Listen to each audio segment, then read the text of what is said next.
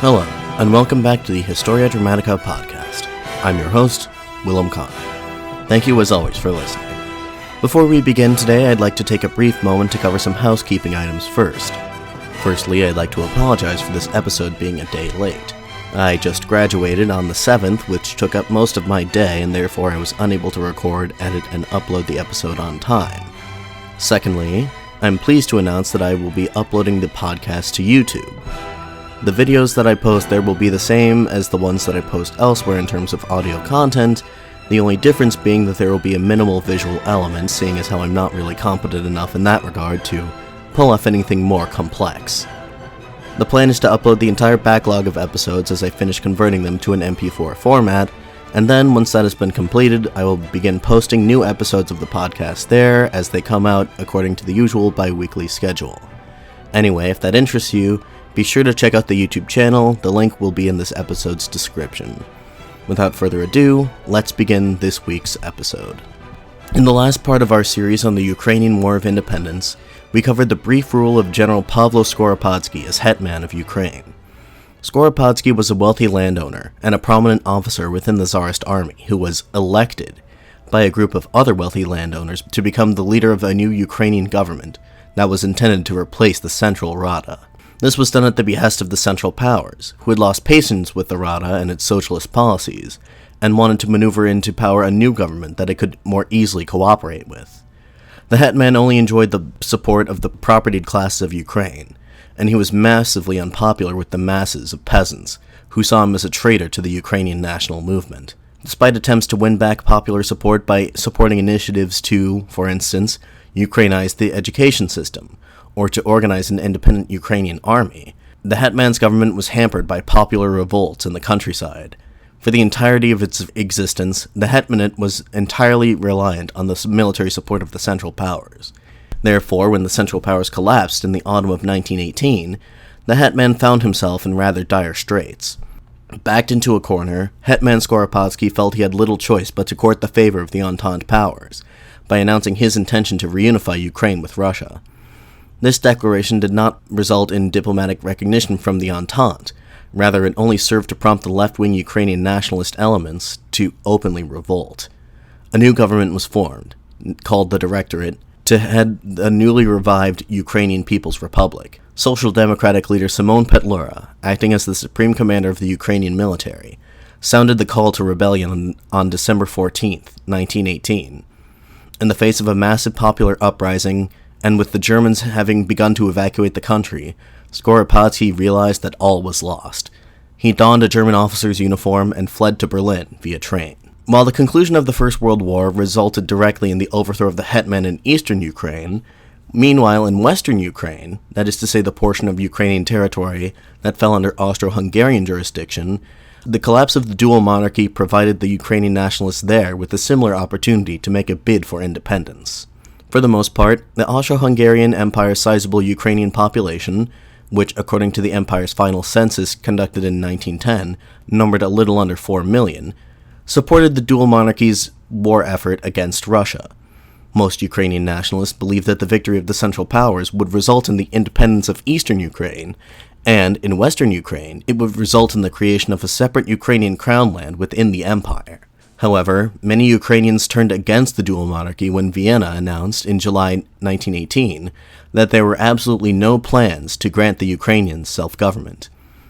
Later that year, Austrian Emperor Charles I made a last-ditch effort to secure the loyalty of the empire's minority nationalities, in the hopes that this would save Austria-Hungary from imminent collapse. On October 16th, the emperor promulgated a manifesto, proclaiming his intentions to reorganize the empire into a federal state. 2 days later, a Congress of Ukrainian deputies of the Austro-Hungarian Parliament, along with other prominent Ukrainian political leaders, assembled in the town of Lviv. This group established a new organization known as the Ukrainian National Council. The council proclaimed the creation of a new state, encompassing all the Ukrainian territories of the Austro-Hungarian Empire, that is to say, both Transcarpathia and Bukovina, in addition to eastern Galicia. The council immediately entered into negotiations with the government in Vienna to determine the status of this new Ukrainian state within the federalized Austro-Hungarian Empire. The Ukrainians were well aware, however, that the Poles, who made up the majority in the western half of Galicia, and who constituted a plurality in the cities of eastern Galicia, would never consent to the creation of a Ukrainian state. While negotiations between the Ukrainian National Council and the Austro-Hungarian authorities were still ongoing, on the night of October 31st, a group of 1,000 Ukrainian soldiers of the Austro-Hungarian army staged a coup in Lviv. They seized the city's major buildings and ran up the yellow and blue flag of Ukraine on the city hall. This action presented all parties with a fait accompli.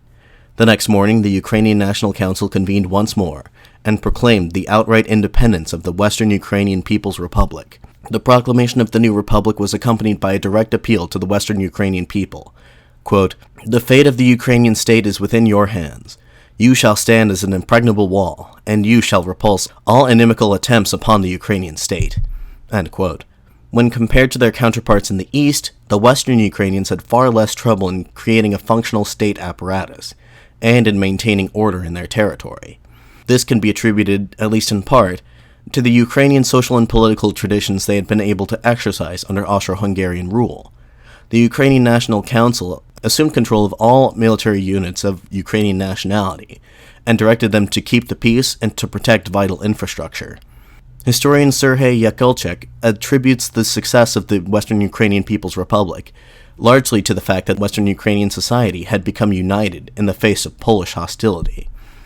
Elections to the Ukrainian National Council resulted in a victory for the more moderate National Democrats, who were willing to cooperate with their more radical opposition.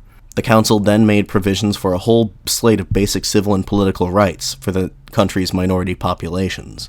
Such promises were not enough to placate the region's sizable Polish population, however. For context, Galicia was very much a multi-ethnic society. While Poles constituted an outright majority in the western half of the region, in the eastern half they made up only 25% of the overall population, while the Ukrainians made up 60%.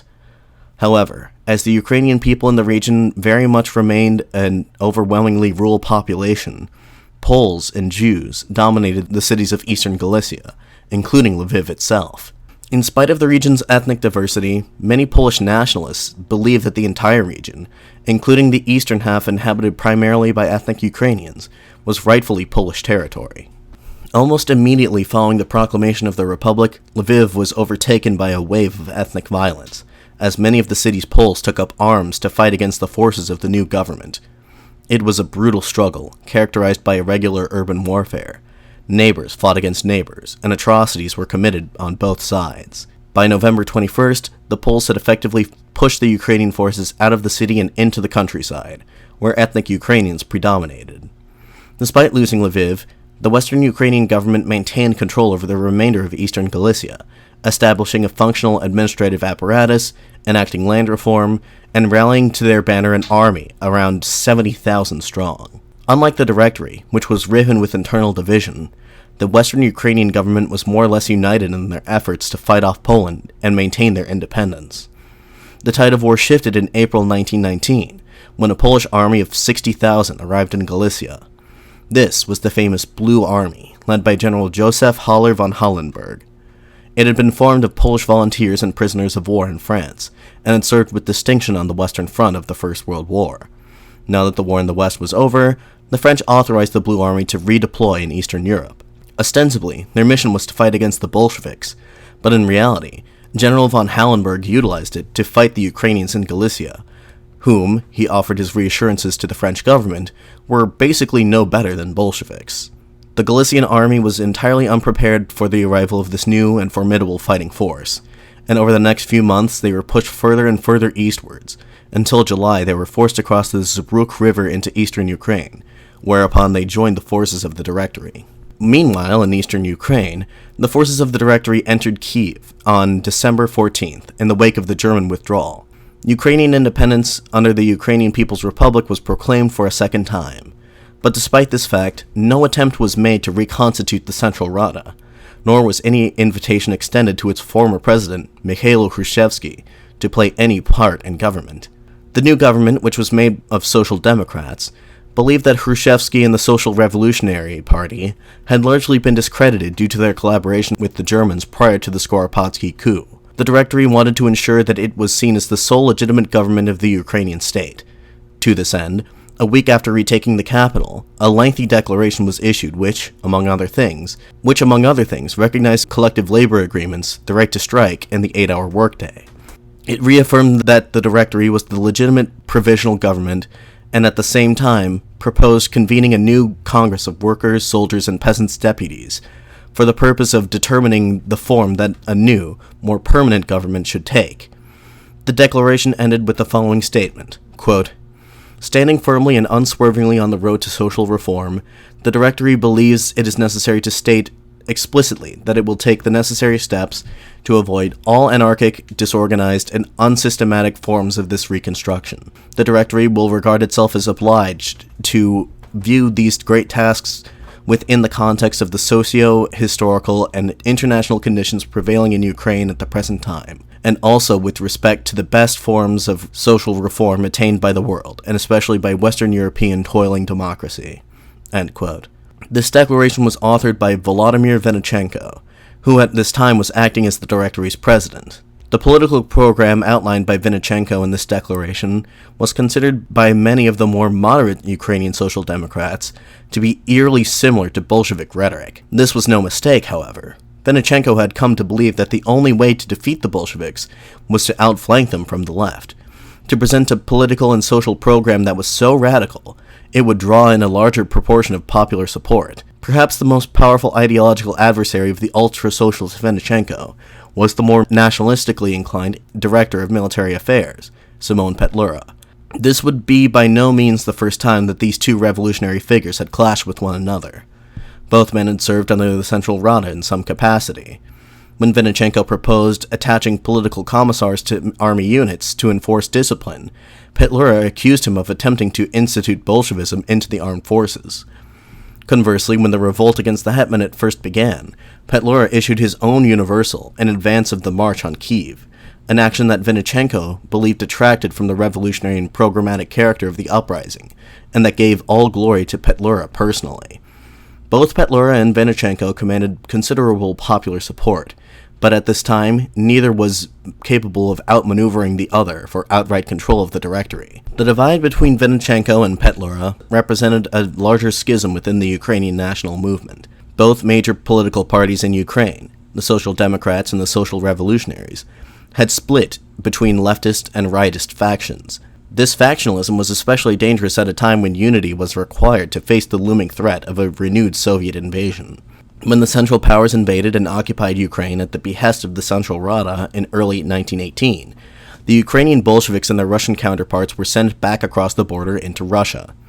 In April 1918, around the same time that Skoropadsky was orchestrating his coup against the Central Rada, the Ukrainian Bolsheviks held a party conference in the Russian city of Taganrog, just across the border from Ukraine. Here, once more, the old debate was revived. What should the nature of the Ukrainian Communist Party be? And what form should its relation to the party in Moscow take? The Ukrainian Bolsheviks were once again divided between a federalist faction, which desired the establishment of a separate Ukrainian Communist Party, which would cooperate with their Russian counterparts on a more or less equal basis, and the centralists, who wished to see the full integration and subordination of the Ukrainian Communist Party to the Russian Communist Party. At the Taganrog Conference, the main clash between these two groups had to do with the wording over the official title that the party was to adopt. This time, the Federalists prevailed over the Centralists, and their proposed name, the Communist Party of Bolsheviks of the Ukraine, won out over the Centralist proposed title, Russian Communist Party of Bolsheviks in Ukraine. Given the contentious nature of the Taganrog Conference, the party agreed to hold a second party congress 2 months later, in Moscow. Here, the Centralists had the upper hand, as more Russians and their sympathizers joined the party hierarchy. Notably, Joseph Stalin was elected to the party's Central Committee. These developments resulted in the effective, but not official, subordination of the Ukrainian Communist Party to the Russian one. Around the time that this Second Party Congress was held, it was becoming increasingly clear to all observers that the Central Powers were bound to collapse shortly, and with them, the unpopular regime of Hetman Skoropadsky was bound to collapse as well. In Moscow, preparations were being made to stage an uprising against the Hetmanate. Lenin ordered Vladimir Antonov of Sinko, the man who had overseen the last Soviet invasion of Ukraine, to prepare for another incursion. Ultimately, Antonov Ovchinko could not act fast enough, as Petlura and the forces of the Directory retook Kyiv in mid-December. In the brief period between the beginning of Directory's uprising and the declaration of a renewed state of war between Russia and Ukraine on January 16, 1919, Kyiv and Moscow actually engaged in limited diplomacy. Both groups wished to see the hetman ousted from power, and Dmytro believed, or at least claimed, that Moscow had given him their reassurances of neutrality in the impending conflict between the Directory and the hetmanate, on the grounds that the Directory provide for the legalization of the Communist Party in Ukraine. At first, the decision-makers in Moscow did not wish to immediately reopen hostilities on the Ukrainian front. The civil war within the former Russian Empire was in full swing, and the newly formed Workers' and Peasants' Red Army was stretched thin as it was. And so the anti-hetmanate uprising began with all these factors in mind. The rapidity with which the Directory-led uprising managed to overthrow the hetman and take over large swaths of the country was concerning to Russian observers, however. Outwardly, the Soviets claimed ideological justification for their latest attack on Ukraine. Commissar of Foreign Affairs Georgy Chicherin, in responding to the Ukrainian foreign minister, wrote the following missive, quote, "The expression in your telegrams of your desire to find a peaceful settlement in this matter can apply only to the conflict between the Directory and the toiling masses of Ukraine, who strongly desire the introduction of Soviet order. This is the same struggle of the toiling people which is being waged for its complete liberation in Latvia, Estonia, Poland, and Belarus, against the governments of exploiters and oppressors, both native and foreign, and against their agents and servants." End quote. On a deeper level, this latest invasion of Ukraine was motivated by more practical concerns. There was a fear that the revived UNR would fall under the influence of the Entente powers. Petlura had already made some indications that he intended to orient his foreign policy in a more pro-Entente, specifically pro-French direction. These fears were justified in mid-December 1918, when a contingent of French soldiers captured the critical Black Sea port city of Odessa. It was with this in mind that Soviet troops were once more ordered across the Ukrainian border in late December. In the midst of this atmosphere of internal division and external invasion, there was an impressive initiative for the unification of eastern and western Ukraine. Representatives of the Western Ukrainian People's Republic had been making overtures to their eastern brethren since the beginning of the anti-hetmanate revolt. After some negotiations, the formal unification of the two entities was proclaimed on January 22, 1919, in Kyiv's historic St. Sophia Square. This was a joyful occasion, representing as it did a dream that had been held since the advent of Ukrainian national consciousness. The ceremony itself was preceded by a mass political rally, a church service, and a military parade. Officially, sovereignty was to reside in the Directory, but the People's Council of Western Ukraine was given the right to exercise authority in the territories which formerly belonged to the Western Ukrainian People's Republic, pending the convocation of a National Assembly. This, as historian John Reshetar points out, made the union, quote, more nominal than real, and enabled two different and at times contradictory external and internal policies to develop in Ukraine. End quote. For instance, the Western Ukrainians maintained much of their independent administrative structures they had managed to develop over the last couple of months, including their own diplomatic corps. Evidence of this divergence, at least in terms of foreign policy, can be seen in the Directory's refusal to go to war with Poland, which the Western Ukrainians had been in conflict with since the foundation of their republic. On the same day that Ukrainian unification was proclaimed, January 22nd, was also the first day of the Congress of Toilers, a sort of national assembly to which the Directory would cede its sovereign power. The Congress met under very inauspicious circumstances. The Red Army was quickly advancing through Ukraine, capturing city after city in eastern Ukraine and zeroing in on the capital. Amidst the backdrop of Soviet invasion, only half of the nearly 600 elected delegates managed to make it to the capital to attend the Congress. Among those who did manage to attend, the Social Democrats and Galicians made up the largest contingents, although they did not constitute an outright majority. If anything else, the Congress of Toilers demonstrated the ever-widening chasm that was growing between the left wing of the Ukrainian movement and the center, as represented by figures like Petlura. Most rightist elements within Ukrainian society, i.e. those who had supported the hetmanate, were largely excluded from the proceedings. This did not stop the left wings of the Social Democratic and Social Revolutionary parties, as well as the Jewish Social Democratic Bund, from protesting the inclusion of the Galician delegates, whom they regarded as reactionary elements. These parties formed an informal coalition which called for peace with Russia and the immediate transfer of all power to the workers, peasants, and soldiers' Soviets. These proposals were not amenable to the interests of the Galician and Social Democratic plurality, and divisions among the Congress's left wing enabled them to adopt a resolution which enabled the Directory to hold on to the reins of power until the convocation of another Congress of Toilers, which was to be held at an indeterminate date. The Congress was forced to adjourn shortly thereafter. On February 2nd, the Directory evacuated Kiev for the town of Vinnytsia. The Red Army entered the city 2 days later. To understand why the Directory was defeated so swiftly, it is necessary to take a closer look at military developments in both Ukraine and Russia since the last bout of hostilities between the two. The collapse of the Imperial Russian Army in 1917 had enabled the revolution in Russia to meet with the degree of success that it had in the first place, but as the Germans had demonstrated during Operation Feldschlag, the army in its current state was incapable of defending the Bolshevik regime from external threats.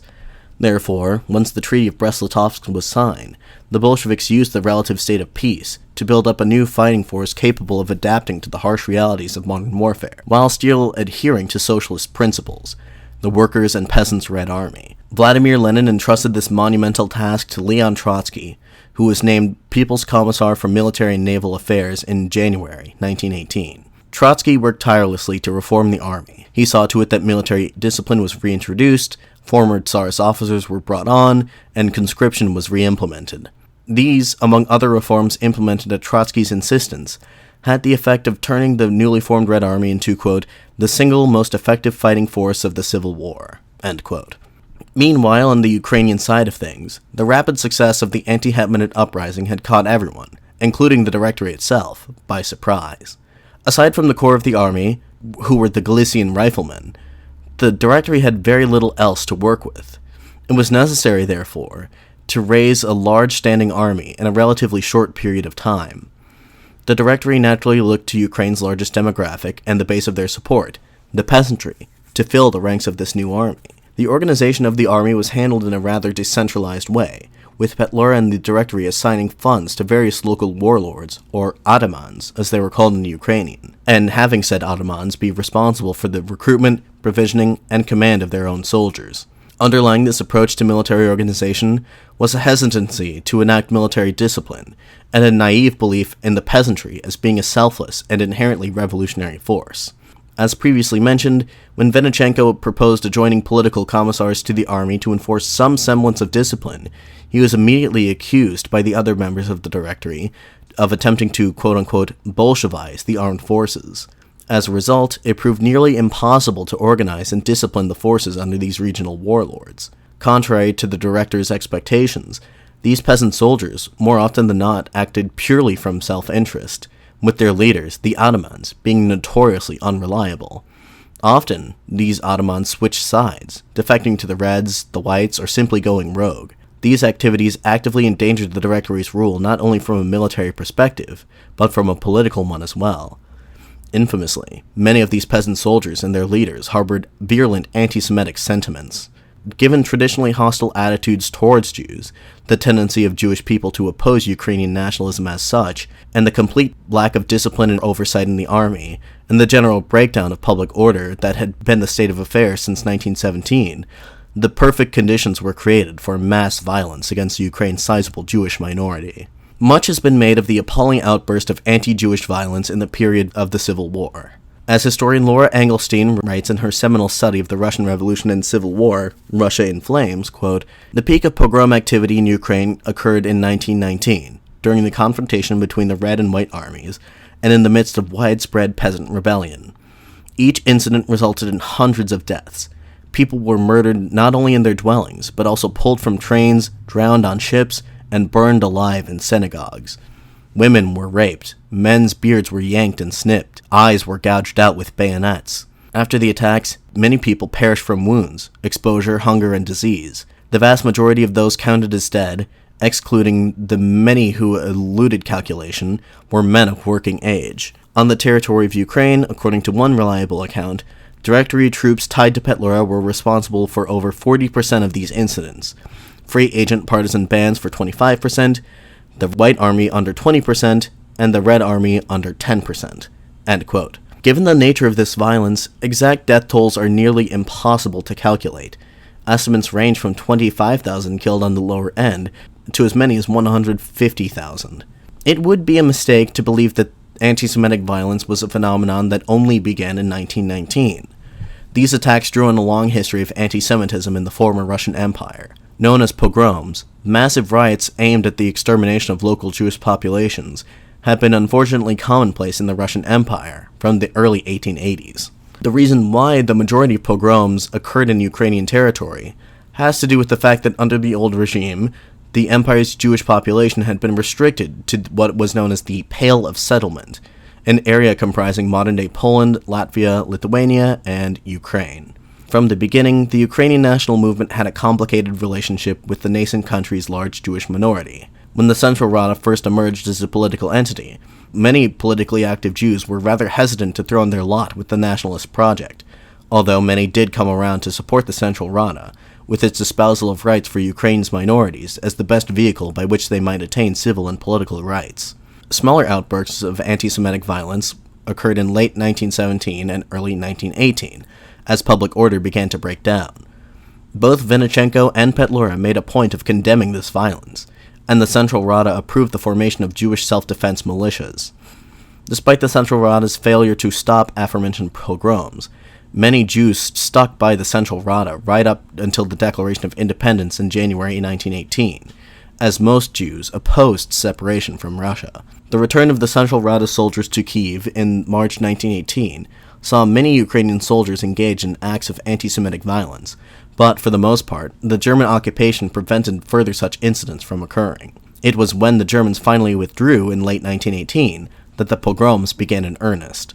To quote Engelstein once again, quote, "In December 1918 and January 1919, the Ottomans instructed their men to treat Jews as Bolsheviks, therefore as enemies. Plunder was taken for granted, also rapes, beatings, murders, and ritualized humiliations. Abuses were encouraged by slogans such as, 'Kill the Jews, also the Jewish children.' Warnings of retribution were not merely rhetorical. 'Will you, Jewish rabble, still keep ruling over us?' Occasionally a nationalist note was struck, 'Kill the Jews and save the Ukraine.'" End quote. The frequency and intensity of the anti-Semitic violence only increased as the Directory's military fortunes continued to wane. A report of the Red Cross in Kyiv at this time stated, quote, "The more they were defeated, the more Petlura's troops were forced to retreat, the more violently they revenged themselves on the innocent Jewish population, whom they equated with the communists."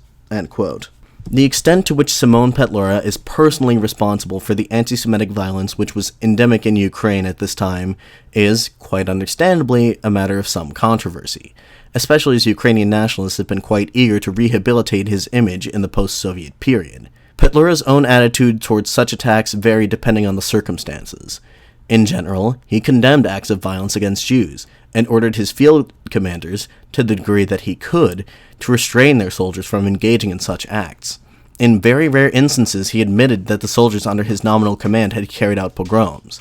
Still, on other occasions, he denied responsibility entirely, instead placing the blame on criminal elements within the army, or even on the Bolsheviks. Those inclined to defend the legacy of Petlura and the Directory have a tendency to repeat this third line of argumentation.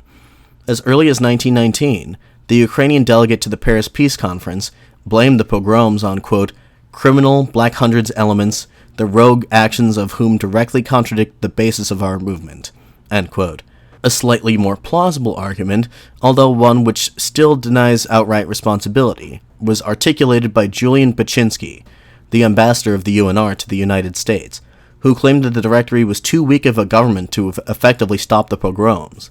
He claimed that the weakness of the government's foundational structure, compounded with the circumstances of war and revolution, was simply incapable of putting a stop to the violence, despite its desire to do so. Whether or not Petlura personally held anti-Semitic views is likewise a controversial matter. There's little evidence to suggest that this was in fact the case. He denounced the pogroms and, what's more, never resorted to using anti-Semitic rhetoric as a political ploy. However, the fact of the matter is that Petlura claimed the mantle of head of state, and therefore has been made to bear the responsibility of the actions carried out in the name of that state, and that he had not done enough to prevent. Whether or not Petlura was an anti-Semite, therefore, is immaterial. The issue was revived in 1926, several years after the end of the war, when the exiled Ukrainian leader was gunned down in the streets of Paris by a Jewish assassin named Solomon Schwarzbard. Schwarzbard promptly turned himself in to the police with a note that stated, quote, "I have killed Petlura to avenge the death of thousands of pogrom victims in the Ukraine, who were massacred by Petlura's forces, without taking any steps to prevent these massacres." End quote. In the subsequent trial, Schwarzbard revealed that no less than 15 members of his family had been killed in pogroms, committed by forces pledging loyalty to the Directory. The trial itself revolved more around the guilt of the deceased Petlura than that of his murderer, whose guilt was never actually in doubt. Schwarzbard was eventually acquitted of all charges. And it is with that digression that I will end the narrative for today. With Kiev once more in Bolshevik hands, Petlura and the Directory on the run, the forces of the Entente in Odessa, and the volunteer army of Anton Denikin posed to enter the region, the situation in Ukraine was growing more and more complicated by the day. But you'll have to tune in again in 2 weeks to find out what happens next. In the meantime, if you have any questions, comments, concerns, or anything else you'd like to run by me, please feel free to email me at historiadramaticapod@gmail.com. Alternatively, you can always reach out to me via Twitter or Facebook, links to which can also be found in this episode's description. Also in this episode's description, you can find a link to the show's YouTube channel that I mentioned at the top of the episode, where I will be uploading the backlog of podcast episodes over the next few weeks. Finally, if you wish to support the show in a more direct way, consider checking out the show's eBay store or Patreon page, or even leaving a positive review on whatever podcast listening platform that you prefer. In any event, this has been the Historia Dramatica podcast. I'd like to thank you very much for listening. I'm your host, Willem Connor, signing off.